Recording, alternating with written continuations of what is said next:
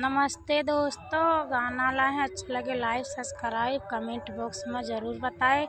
मेरे गाना कैसे लगा ज़्यादा से ज़्यादा शेयर कीजिए, वीडियो मेरा फुल देखिए। मोबाइल बिना मनवा न लागे राजा, मोबाइल बिना मनवा न लागे राजा, सास बिना लागे ससुर बिना लागे, सास बिना लागे ससुर बिना लागे,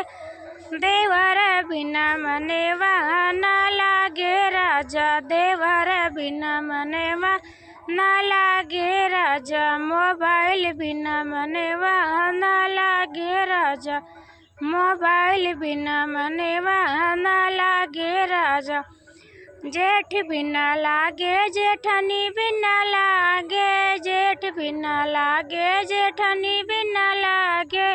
ननद बिना मनवा न लागे राजा, ननद बिना मनवा न लागे राजा, मोबाइल बिना मनवा न लागे राजा, मोबाइल बिना मनवा न लागे राजा, गाँव बिना लागे मोहल्ला बिना लागे, गाँव बिना लागे मोहल्ला बिना लागे, यार बिना मनवा न लागे राजा, यार बिना मनवा न लागे राजा, मोबाइल बिना मनवा न लागे राजा, मोबाइल बिना मनवा न लागे राजा।